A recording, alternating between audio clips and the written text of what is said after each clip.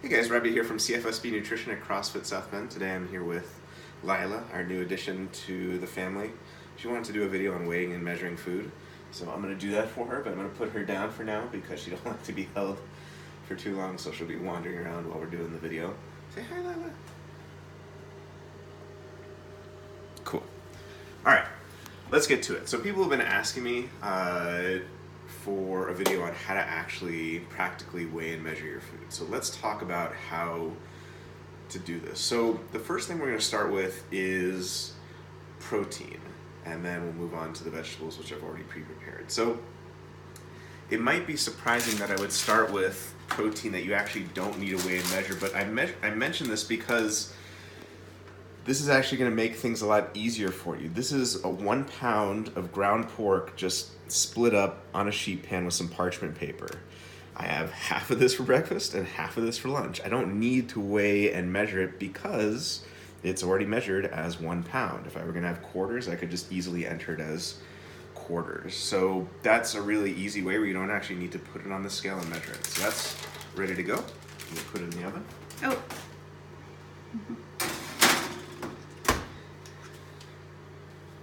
On here, on your MyFitnessPal, what you would do is, so I've already preloaded this so you guys didn't have to watch me search for it. I'd click my all fresh natural ground pork, and my serving size is 1 ounce, and I have 8 ounces of it. If you measured it out on a scale, that would be 227 grams. But again, if you know it's a 1 pound brick, you don't need to weigh and measure it out. Okay, so that was protein that's pretty easy to know how to split up. What would you do about a chicken breast? So let me show you here with this. So I got my scale over here that you can come around and see. And you'll notice that it says 738 on it right now. I'm gonna zero that out. And then normally I would just use my hands to do this, but since I'm going to be handling vegetables and I don't want to have you guys watch me wash my hands, I'm just going to put this on here with a tongue. Hopefully it doesn't slide down for Lila to eat. And then I put it on the scale, and that says 242 grams. So what I would do here in my MyFitnessPal for dinner is my boneless, skinless chicken breast. The serving size is 1 gram. I change that to 242. And it automatically tells me that's 55.5 grams of protein, 3.2 grams of fat, so on and so forth. Check, that's all set. Okay? What if I were doing multiple chicken breasts? All I do is I just zero this out, and then I just add the other chicken breasts just like I added the first one. Okay, so just put that on there, 224. Zero it out again. And I can do the same thing with this third one. So it's saying that's 134. So if you're doing a meal for a bunch of, if you're doing meal prep for a bunch of different meals or for a family or something like that, that can be a good way to just do things all at once. Another important point here, guys, that I want to make is when you are measuring food, specifically protein, but also vegetables, you want to weigh and measure them raw.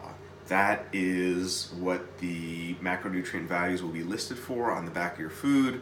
That's what you find in MyFitnessPal. It's going to shrink after you cook it, so you want to weigh and measure it raw. Okay, so I'm going to pop this right here in this oven. Right there. Okay, so that is the protein. So this is going to be my protein basically for the day. Now let's talk about produce. So, got another sheet pan here ready. And what we're going to do is the following. So you'll see over here, I've chopped up basically all my veggies for the day. My starches in the form of Japanese sweet potatoes, my kale, my red cabbage. And what I'm going to do now is I'm going to saute this kale. So I've got my my stovetop preheated here. I'm going to put the kale on this sheet pan,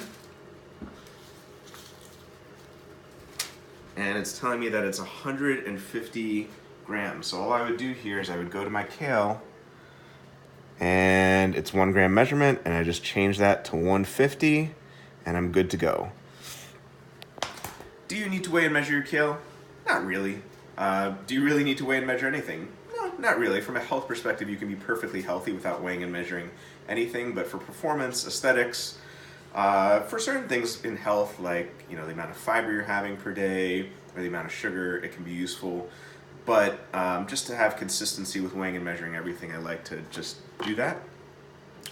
Now what I'm going to do here is I'm not actually going to weigh the fat, of course, but I am going to measure it. I'm going to put a tablespoon of oil into this tablespoon right here. I'm going to drop it into the pan.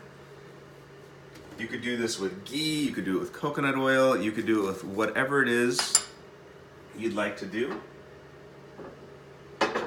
And then I'm just going to take this parchment paper, toss it in here, and that's going to start sauteing.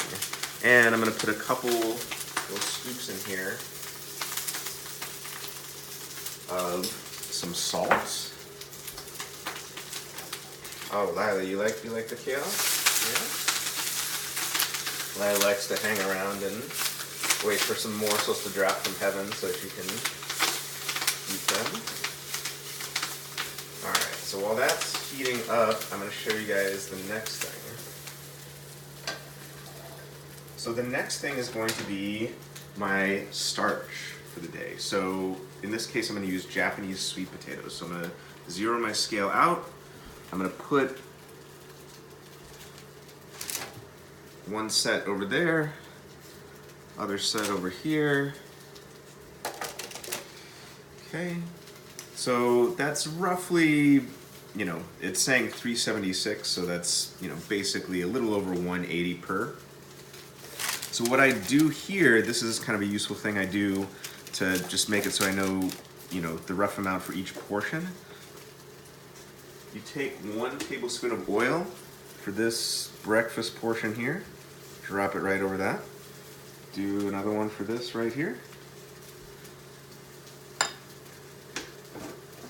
And then get your salt amounts. You don't have to weigh and measure your salt. I actually do, not because I'm trying to get too little, but because I want to make sure I get an adequate amount. Salt is very important for overall health and performance and electrolytes and a whole bunch of other things. And then I just mix it up over here. And then mix it up over there. And I'm good to go. So what I'm going to do here, get a paper towel for my hands real quick. And I'm going to make sure I've got Lila in check.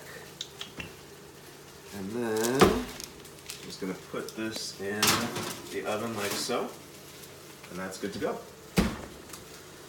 So one other one I wanted to show you is what would you do if you had 2 vegetables on the same sheet pan? How would you do that? So I'm just going to grab this other sheet pan over here.